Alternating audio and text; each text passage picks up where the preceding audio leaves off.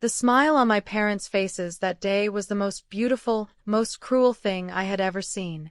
It wasn't the proud look of a mother and father, it was the satisfied smirk of conspirators who had just won a game only they knew they were playing. They stood center stage in the grand ballroom, bathed in the golden light of the chandeliers, toasting my brother, Luke, the golden child. Every wrinkle around their eyes seemed to glow with a sickly satisfaction, a liberation that tasted like theft. I watched them from my seat at the side table, the independent singles table, as my cousin had awkwardly called it. My mother, in a silk gown that I knew cost more than my annual savings, dabbed away a fake tear. My father, his hand resting proudly on the groom's shoulder, spoke about sacrifice, about the importance of family, and the joy of new beginnings.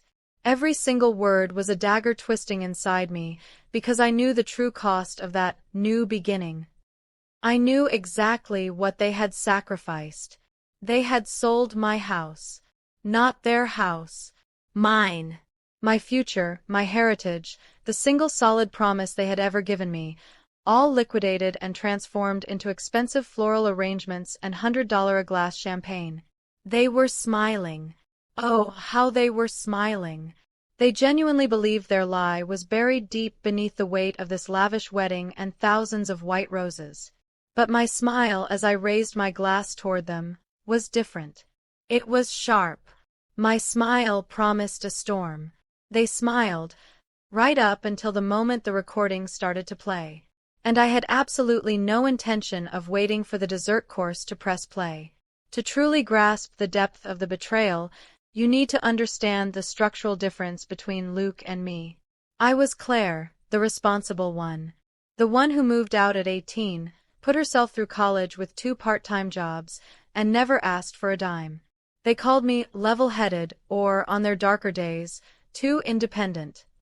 My independence was my shield, but to them, it was an inconvenience. Luke was the opposite. The charismatic one. The one who needed help. He stayed local, living at home, while my parents funded his new car, his expensive hobbies, and his countless career changes. Favoritism wasn't a secret. It was the very architecture of our family. It was the air we breathed. The house in question was my grandmother's. When she passed away years ago, her will was crystal clear. My parents had the right to live there, the life estate, but the deed, the actual property, was legally willed to me. My grandmother, a shrewd woman who saw the family dynamic with perfect clarity, had told me, "You're the only one who will ever come back to your roots, Claire. Luke will chase the world. This house is your anchor, your safety net." It was my safe harbor, even from across the country. It was the reason I could sleep at night, knowing I had a place to fall back on, a home that was legally and morally mine. My parents always affirmed it. It's your heritage, honey. Your insurance against the world. Luke has to make his own way. I believed them. I believed their love was expressed through the silent solidity of a roof and 4 walls. Until the phone calls started sounding strange. The tension didn't arrive with a bang, but with a persistent, nagging whisper I tried to ignore until it became deafening. First, it was the sudden renovation on their house.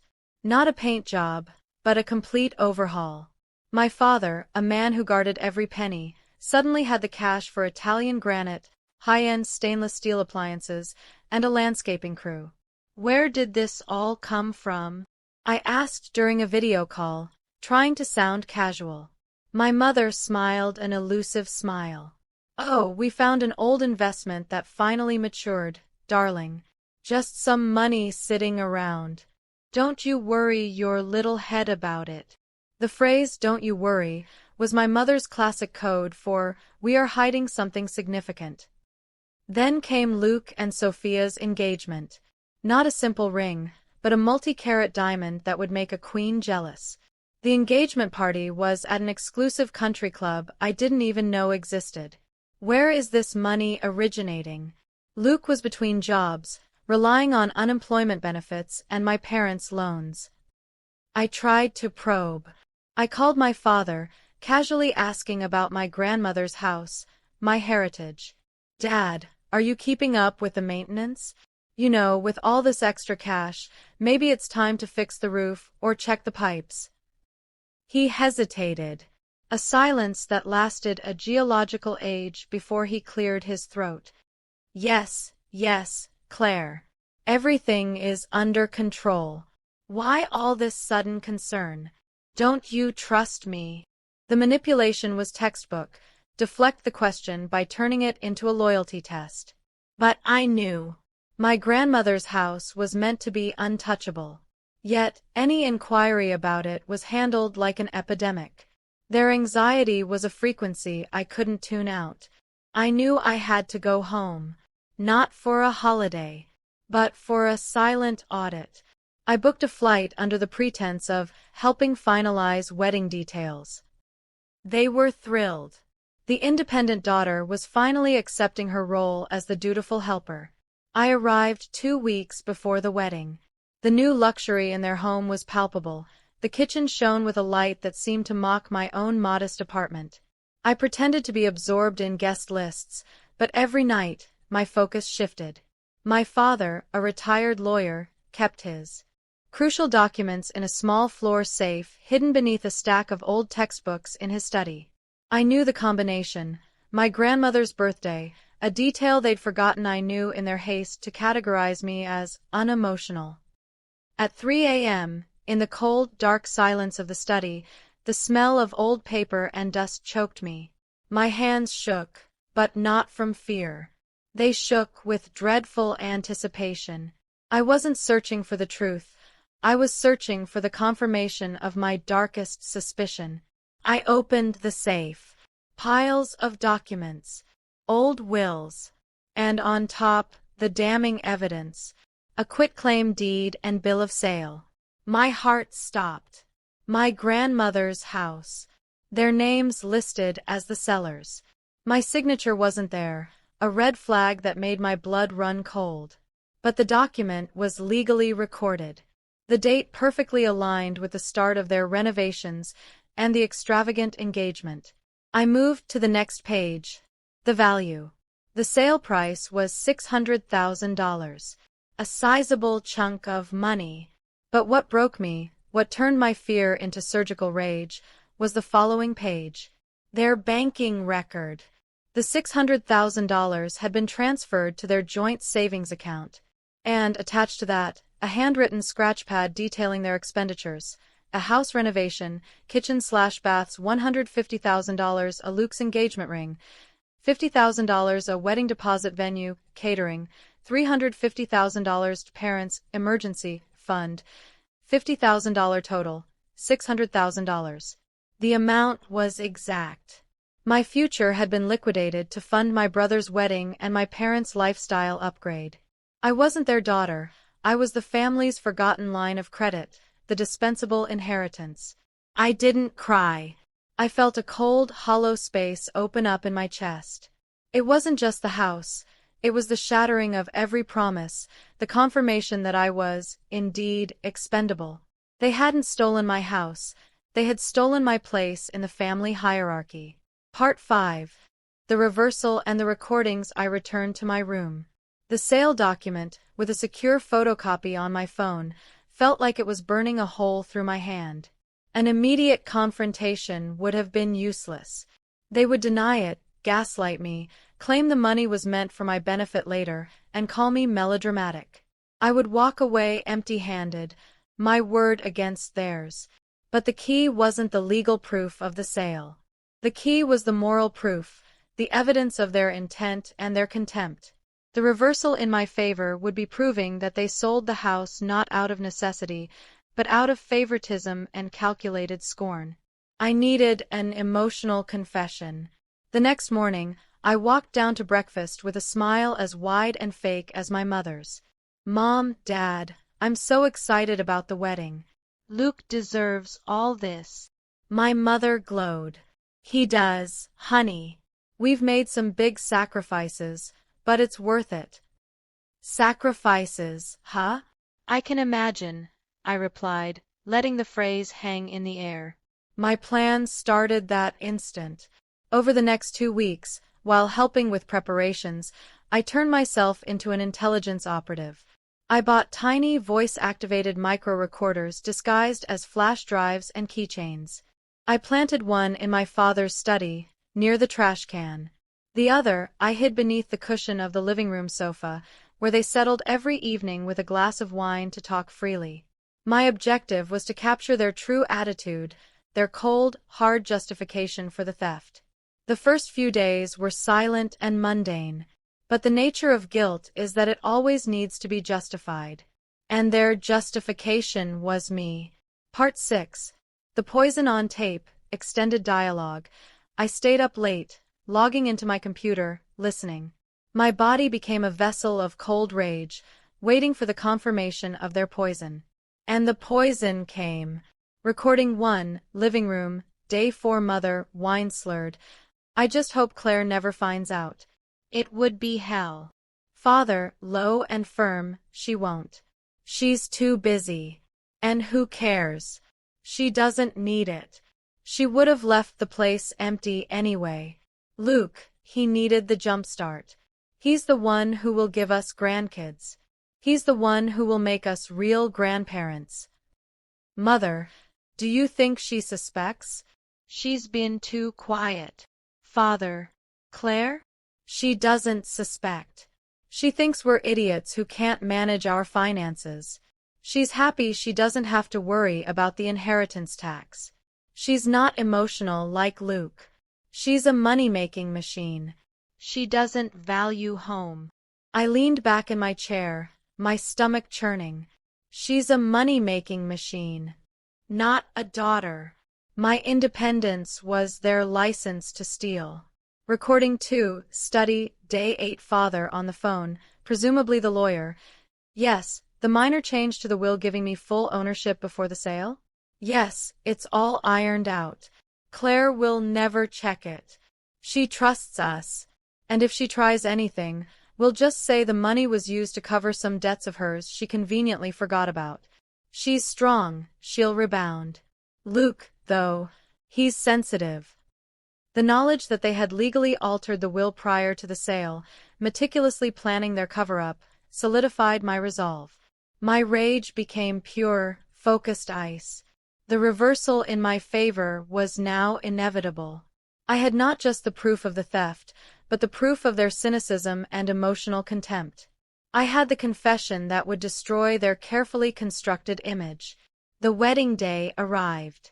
I was the obligatory bridesmaid, wearing the $150 chiffon dress, a pittance compared to the cost of the event, praising Luke's tuxedo and hugging my mother, whose hands felt strangely clammy. I had my third and most crucial recorder, a professional lapel mic that could be remotely activated. During the cocktail hour, while the focus was on the newly arriving guests, I walked up to the head table. I slipped the mic underneath the central floral arrangement, perfectly positioned to capture every syllable that left my father's mouth. Then I connected the receiver to my phone, which was linked via Bluetooth to the band's auxiliary sound system, hidden in a small side speaker. My hand trembled slightly. This was my final declaration of independence, the controlled explosion of my own life. I went back to my table. My parents were radiant. They couldn't see the death of their own reputation approaching. They only saw the perfect conclusion to their calculated scheme. Dinner was served. The champagne was poured. Finally, the moment arrived. My father stood up. The room hushed. His face was flushed with pride and liquor. "I'd like to make a toast," he began, his voice thick with emotion. "To Luke and Sophia. Tonight is proof that true love requires sacrifice." His eyes met mine. He gave that smile. The cruelest thing I had ever seen. A great sacrifice. It hasn't been easy, but the effort to give my son the wedding he deserves, the future he deserves, was worth every single penny. Because, in the end, family is all we have. And some people, some members of the family, simply need our help more than others. He paused, fixing his eyes on me with an expression of smug superiority. He was savoring his triumph over the dispensable daughter. My father continued, his voice swelling with self-praise. And for those of you wondering, this wonderful party was paid for by nothing less than hard work and careful financial planning. I didn't wait for him to finish. With a click on my phone, the background music cut out, and suddenly, the echo of my father's recorded voice filled the grand ballroom, loud and crystal clear, seemingly shouting from the center of every table. Claire? She doesn't suspect. She thinks we're idiots. She's not emotional like Luke. She's a money-making machine. She doesn't value home. The sound boomed off the marble walls. The silence that followed was not just an absence of sound, it was a physical, heavy entity that crushed every guest into their seat. My father's face went white, then purple. My mother gasped, her champagne flute slipping from her hand, shattering on the floor. The sound of the breaking glass was the only thing that broke the silence. I didn't say a word. I just clicked my phone to the next recording. I wanted them to feel every ounce of what they had done. Recording 3, continuation of recording 2, father to lawyer. So, the house was legally sold, but the money was used for Luke's wedding and our upgrades, which is against the spirit of the old woman's will, but legal. What can she do? Absolutely nothing. She's lucky she got her mother out of a fixer-upper for our boy. Anyway, she never would have moved back to that town. She can build her own house, she's Claire. She's our insurance. Only Luke is our prize. My father's jaw was slack. He tried to speak, but his throat was dry, his eyes wide with horror as he watched his public image being systematically dismantled. Luke, the groom, finally stood up, his face a mixture of confusion and sheer panic. Dad, Mom, what is this? What house? What money? I clicked again, playing the grand finale, the clip that proved their intention to manipulate him, the raw confession of their blatant favoritism. Recording 4, living room, mother and father. And Luke doesn't even need to know the full price. He just needs to be happy. He has a good heart. Claire is cold. He is our legacy. He's the one who will take care of us in old age. The house was our way of securing that. She could have the money for herself, but Luke has the family. And in the end, family is all that matters. And we chose the right side, didn't we, dear? Father, of course we did. Let's toast to our luxurious future and Claire's ignorance. The sound of 2 glasses clinking. Luke's expression shifted from shock to pure, devastated horror. Not at me, but at his parents. He realized he wasn't the beloved golden child. He was their pretext. His wedding wasn't a celebration. It was a calculated transaction. My mother screamed, a high, hysterical sound. Stop it! Stop that thing now! She lunged toward me, but a discreet security guard, whom I had specifically hired and placed near the exit, stepped in front of her. I stood up. Finally, I spoke. My voice was calm, clear, amplified by the mic still connected to the sound system. I won't stop. The sound of my voice, finally ringing out above theirs, was a victory in itself. I looked directly at my father, who was visibly swaying. You said I was the money-making machine, that I was cold, that I didn't value home. You were right. I don't value a home built on a lie. And you value your status. Your reputation is your most valuable asset. And I just sold it for the price of the truth. I looked at my brother. Luke was crying silently, his hand covering his face. He was watching his fairy tale crumble. Luke, this wedding, your happiness, all of this isn't love. It's an emotional mortgage our parents put on you. They stole my future to buy yours, not because they loved you more, but because they thought they could control you more easily. They altered Grandma's will to rob me, and they planned to blame me if they got caught. This is the family you chose to support. Now you know the price. You can keep the dress and the champagne. I will keep my dignity. I paused, letting my voice be the final word in everyone's minds. I looked one last time at my parents, who were reduced to terrified, sobbing messes. My careful financial planning was making sure your story was told. The $600,000 is being frozen today, based on evidence of manipulation and fraud. My lawyer will be in touch tomorrow. This is not the end of your wedding, this is the end of our family. I picked up my small phone, where the recordings were safely backed up. I turned and walked out of the ballroom. No one tried to stop me. The silence was deafening, the only music the distant, dying sound of my mother's cries. I never looked back. That day, Luke's wedding, was not the day I lost my house. It was the day I got it back, in the form of my own peace of mind. In the weeks that followed, I took legal action. The recordings were the crucial evidence needed to contest the sale. Not to reclaim the house, the new owner was innocent, but to recover the full sale value, plus damages, which was the true victory. My parents tried every tactic. They called, they screamed, they cried, they sent guilt-ridden emails. My father attempted to use his old lawyer tricks to discredit the audio. But the weight of public shame, the condemnation of their social circle, and the fact that Luke and Sophia canceled their honeymoon and moved in with friends, unable to face the lie, were the final blows. I cut off all communication. Not with rage, but with a calm, absolute necessity for self-preservation. The money, when I finally recovered it, partially after the battle, didn't go toward another house. It went into an investment fund that bought me freedom. I realized my grandmother was wrong. My anchor wasn't a house. It was my independence. I lost a home of brick and mortar that day, but I gained something infinitely more valuable, the truth and the absolute liberation from their toxic control. They smiled, thinking their lie would save them.